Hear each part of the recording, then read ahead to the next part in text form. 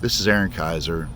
I am a graduate student in the folk studies at Western Kentucky University, and I am filming COVID responses during the COVID-19 crisis. And I kind of focused my attention on various graduations and how they were conducted during the COVID crisis. And today is July 27th, 2020, and I'm going to interview my 18-year-old daughter, Gwyneth Kaiser, about her high school graduation this year, and see what she thought about it. Hey, Gwyneth. Thank you for doing this interview with me.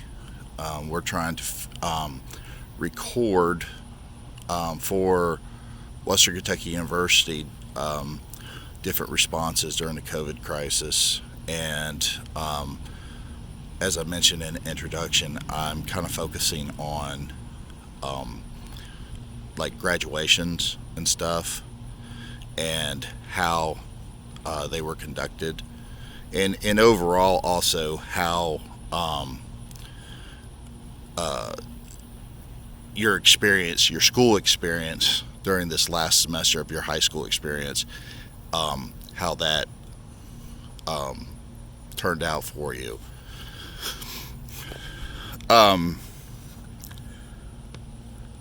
What are your perceptions of how, now you're from Gallatin. I need to clear this first. You're from Gallatin, Tennessee, so you went to high school at Gallatin High School, and then Gallatin, Tennessee, which is just a little bit over the border of Kentucky, Tennessee. And of course, Kentucky and Tennessee both handled the COVID-19 situation very differently. And your experience was quite different from my other informant's experience. So, what are your perceptions on how Sumner County Board of Education, we'll say that, handled the COVID crisis? I think they handled it pretty well. It kind of sucked that they closed schools very abruptly, and I didn't get to say my goodbyes and stuff. It just kind of was very quick and random. But they did try and close schools as quick as possible once cases started really rising up, especially in Nashville.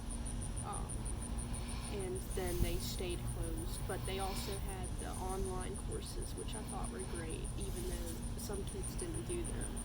But I did them, and I felt like it was still a good way for us to get our credits and to continue our education. Do you feel like you were kept informed about the school situation? Like, once they closed school and stuff, was there good communication from the school to you? Yes, on there what was very good communication. What they did is they had guidance counselors stay in contact with us, and I was constantly informed on scholarships and important dates for stuff and schools, just anything important. I was kept up to date thanks to my counselor.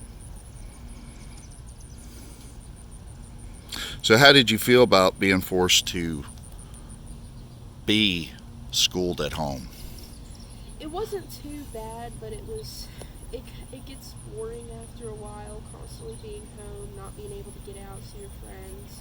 But it was nice to have a more quiet environment to do my schoolwork and to focus and stuff, and I could play music while I'm doing my work or something to help that, and I had more tools, I guess you would say, and things like tests weren't as timed, but if they were, you were given 2 or 3 hours compared to an hour and a half to a normal class. So do you know if or do you have any idea if the majority of the students had computer access or anything like that? A majority of them did, and if they didn't, you could they had the option you could contact the school, and you could check out a Chromebook laptop, and also you could go to the school and sit in the parking lot and get free Wi-Fi if you didn't have Wi-Fi.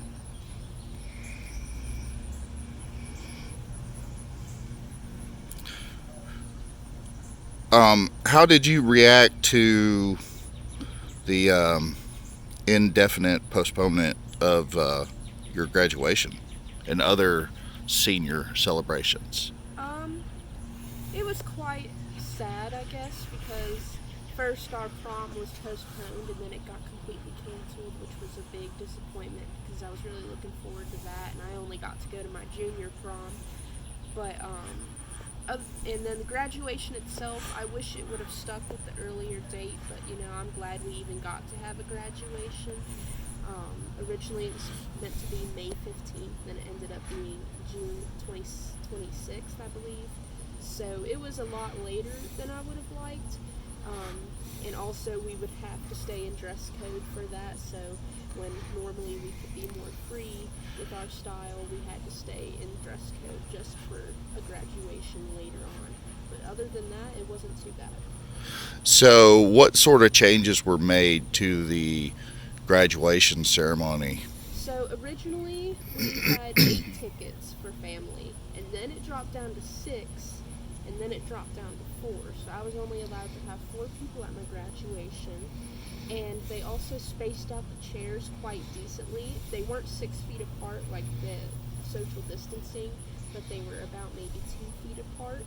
And but overall, they did the same graduation type things that you would normally have if there wasn't COVID-19. I don't really remember seeing many of the students wear masks. Yes, none of the students wore masks, and they did not make it mandatory for guests to wear masks either. The only change we had was we were not allowed to shake hands with our principal when receiving our diploma. Okay.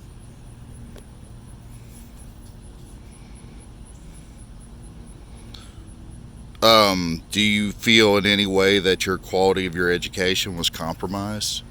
I don't think so. I don't think it was compromised at all. I think if a student chose not to do the online courses, then maybe it would have been compromised.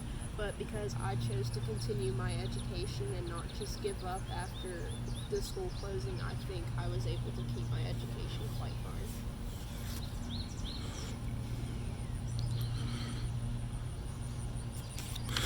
Did you have any other concerns about school? The only concern I have now is whenever they reopen for new students, or any students going back in, because I'm afraid they're going to open way too early. And even if they have students come to the school, I don't know how they're going to make sure everybody keeps a mask on.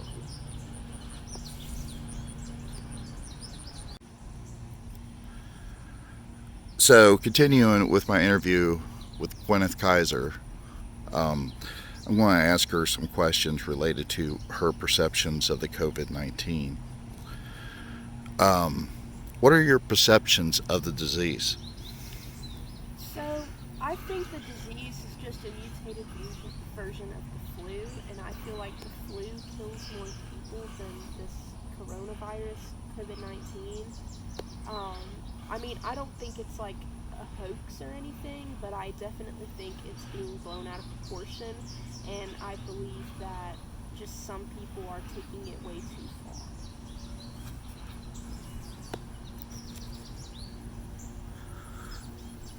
Well, are you taking it seriously then? I am taking it seriously, but it's more out of the respect for other people that are very afraid of it or have lost family members. So I just want to be respectful of them. So has that changed over time? At first I wasn't as respectful about it, but now I have gotten to be more respectful of it. When and how did you first become aware of the virus? I first became aware of it around December of 2019. And then it just kept getting bigger and bigger, and now I'm aware of it every day and updated on it. Are you worried for yourself? I am not worried for myself. And what about family, like your parents, grandparents? Um, Parents, I'm not really worried. Grandparents, maybe a little, but I just think that the chances are too low for them to catch it. Are you resentful of any of the constraints from that you might be under from COVID-19, the way it kind of goes back and forth? Only thing I resent is the mask wearing because I get very hot easily, and the breathing in a mask is very hard and it makes me very hot easily. But I do wear it for the respect of others and the fact that businesses, if I would like to go out, that I need to wear it.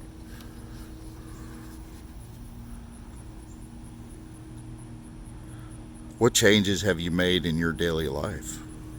I stay home more often. I don't go out as often, and other than that, there's not too many changes other than taking the precautions out of others' respect.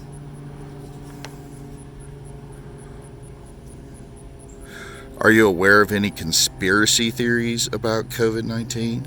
Yes, I am aware of quite a few conspiracy theories. What are they? I am aware of the one where I believe it's Bill Gates, they are saying, is emitting coronavirus from towers. And then I'm also aware of a conspiracy that it was a type of biological warfare from China. So, what do you think about those theories? I think the Bill Gates one is quite out of reach, and I do not believe it one bit, and I do not see how it's possible to emit a virus into you from towers technologically. But the biological warfare, I do believe there could be a reason behind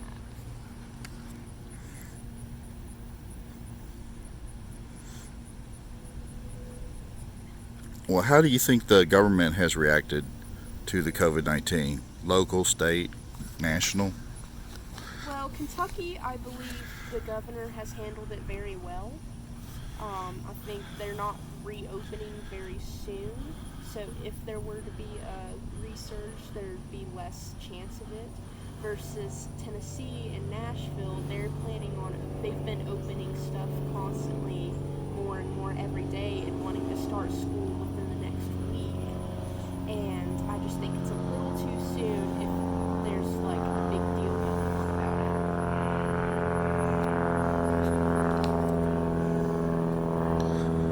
What do you think the other governments have done in response? I think they've done very similar things, like closing things down and then slowly reopen, like by 25% capacities, and making sure people wear their masks and stay.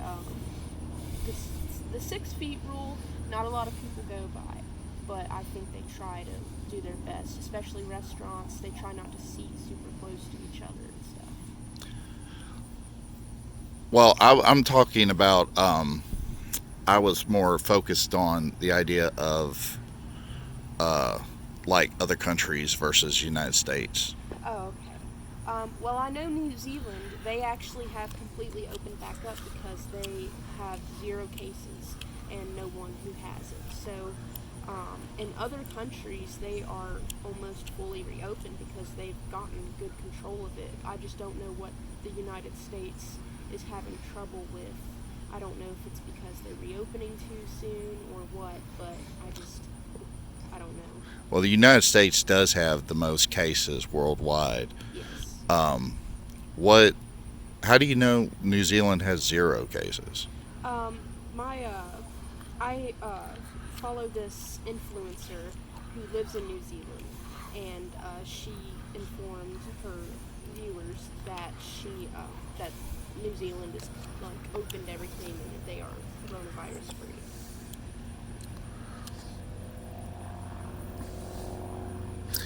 So, what role do you think social media is playing in this crisis?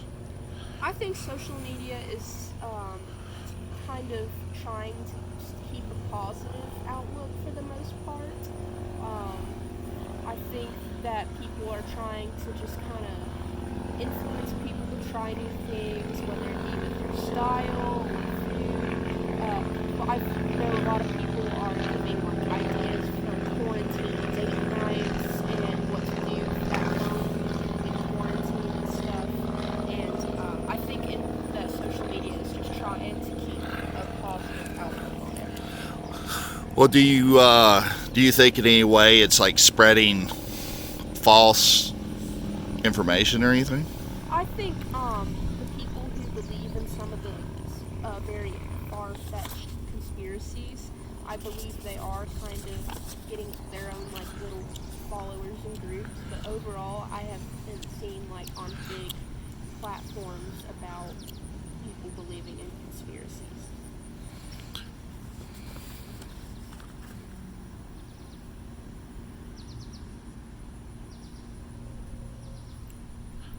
So, what media are you using?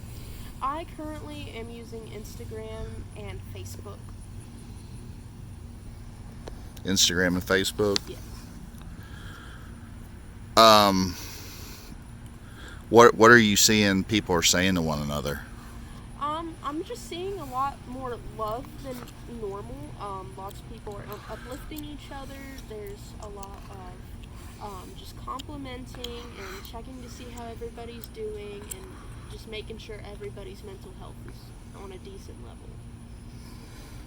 level. What is your primary source of information about the virus? My primary source would be either YouTube or the news or Instagram. How are you deciding what's true or not on social media? I go off my based gut feeling on that. Do you think that's the best you should do? I mean, There's a lot of fake information out there. yeah, I just go with what I believe. Like, most of the conspiracies, I just think they're just too far-fetched. And I just think it's a mutated version of the flu that just people aren't getting taken care of. Well, how do you know it's a conspiracy? Because people have said they're conspiracies. Okay. Well, I want to thank you for your interview. It's been fun listening to you and what you have to say, since you're my daughter. But I don't know if I agree 100% with you, but that's okay. Everyone's allowed their opinions, I reckon. So, but thanks for sitting down for the interview. You're welcome. All right.